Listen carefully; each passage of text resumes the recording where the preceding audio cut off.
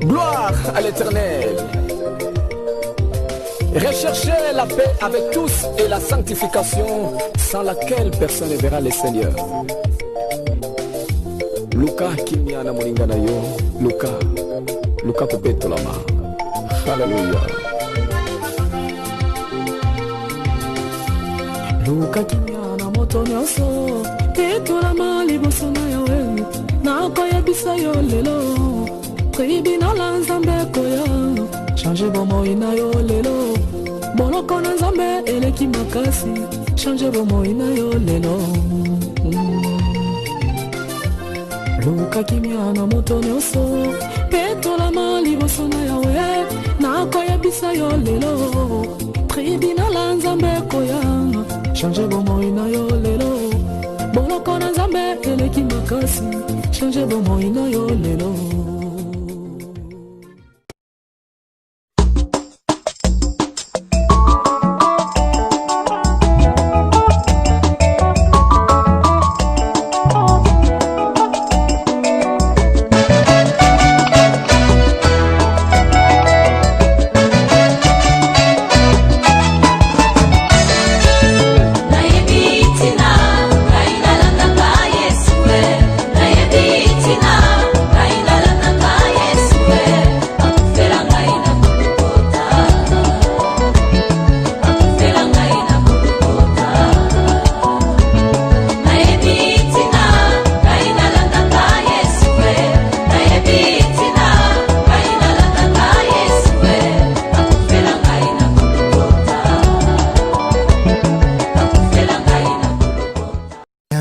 Bienvenue sur le plateau MLP Production. Aujourd'hui, nous vous présentons tout autre numéro de l'émission intitulée Loin de la vérité. Et cette émission parle le côté spirituel. Le côté spirituel, comme je l'expliquais, commande le monde physique. Et quand nous sommes perdus dans le côté spirituel, nous pourrons être perdus dans le côté physique.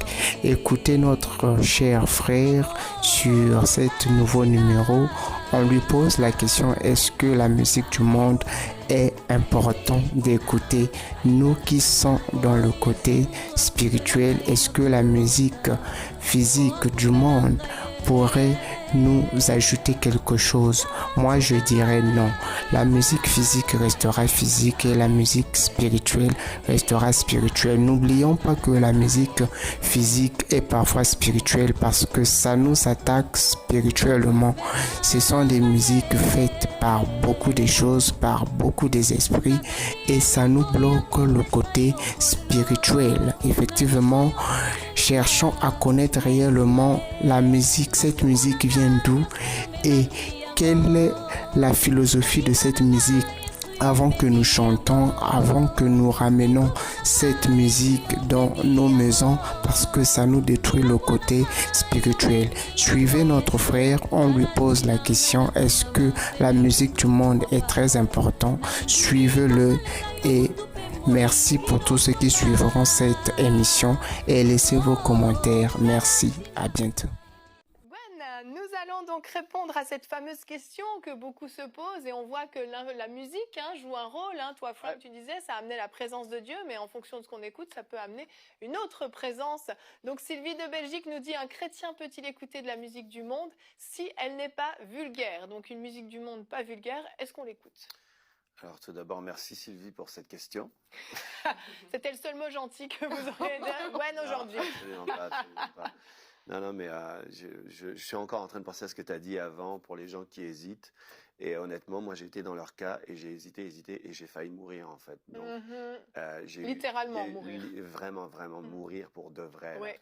Et même, j'ai été drogué presque à mourir. Donc, vraiment, faut pas jouer avec ça parce que vous jouez avec votre vie. Vous n'êtes pas exempté d'une mort prématurée, en fait. Donc, avec l'éternité. Voilà, c'est ça. Donc, par rapport à la musique...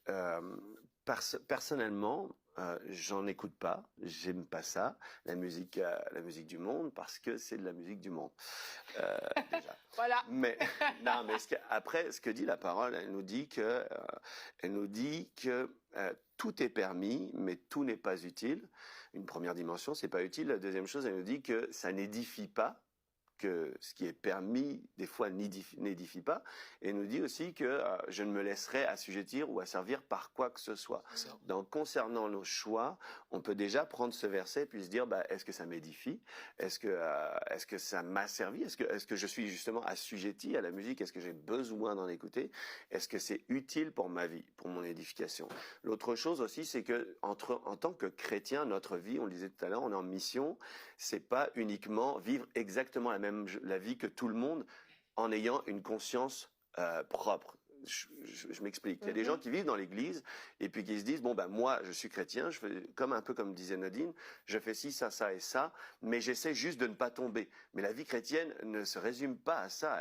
On est en mission, on doit accomplir, on a un appel sur notre vie. L'autre chose, c'est que je dis souvent que mes oreilles sont une porte d'entrée vers mon âme, donc j'y laisserai pas entrer quoi que ce soit d'impur. Amen. La Bible nous dit aussi dans Exode 23-24, tu n'imiteras point ces peuples dans leur conduite. Donc on rejoint le verset qu'on disait tout à l'heure concernant le siècle présent. Aussi, la foi vient de ce qu'on entend. Donc si la foi vient de ce qu'on entend, est-ce que j'ai envie d'écouter telle et telle musique? Parce que, faut pas croire, les musiques parlent de choses. Oui. Et même les musiques sont accompagnées de clips qui parlent de choses. Donc c'est important de se positionner au regard de la musique séculière, même s'il n'y a pas de la grossièreté, etc.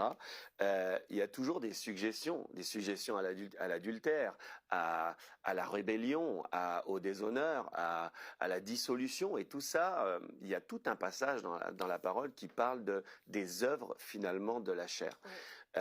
Après, il y a des musiques qui sont instrumentales aussi, des choses comme ça. Je pense que est-ce que ça vous fait du bien? Est-ce que si vous posiez la question au Seigneur, est-ce que je peux en écouter? Commencez même à la poser au Seigneur cette question. Vous pouvez lui demander, Seigneur, est-ce que je peux écouter telle et telle musique? Et puis vous verrez bien que votre témoignage intérieur que vous pouvez suivre va vous expliquer et va vous donner une réponse très concrète. Et puis surtout, considérez l'appel qu'il y a sur votre vie. Est-ce que vous avez le temps avec telle et telle chose? Personnellement, j'ai fait du grand ménage dans la musique que j'écoutais et dans les films aussi. J'ai fait du grand ménage parce que vu qu'ils ont, ceux qui aient créé toutes ces choses-là, la Bible dit qu'ils ont clairement, c'est pas moi qui le dis, c'est pas EMCI qui le dit, c'est la Bible qui dit, ils ont pour père le diable. Donc, ils accomplissent les œuvres du diable et est-ce qu'on a envie d'être asservi par les œuvres du diable? C'est une autre question que je vous pose. Très bonne réponse, Frank Gwen. À chaque fois. À chaque fois. Pourquoi? C'est terrible. C'est incroyable de se tromper de nom à chaque fois. Merci pour cette excellente réponse. Tu parles de la musique instrumentale. Je vais juste ajouter une petite chose. Moi, j'écoute beaucoup d'instrumental quand je travaille, quand je prépare le planning de Bonjour chez vous. Je me mets dans ma bulle et je mets mon casque. Et en fait, de temps en temps, les playlists sur YouTube s'enchaînent. Et puis, tout à coup, je tombe sur une musique instrumentale qui n'est pas de l'adoration, de la louange. Je sens l'atmosphère instantanément changer. Ça change tout, en fait. Et c'est ça, c'est pas juste une histoire de paroles, c'est une histoire aussi d'influence, de ce qui est véhiculé derrière, de qui a créé cette musique, qui a commencé à la jouer, le cœur qui était derrière, ça change tout. Donc, effectivement, même les instrumentaux, en tout cas, moi, je remarque une différence. À l'origine aussi, c'est important de le dire, je fais vite, je sais qu'on a pris du temps, mais à l'origine, la musique, l'adoration, c'est pour Dieu. Oui. C'est quelque chose de sacré, en fait. Amen. Donc, voilà. Voilà, tout est dit. Merci.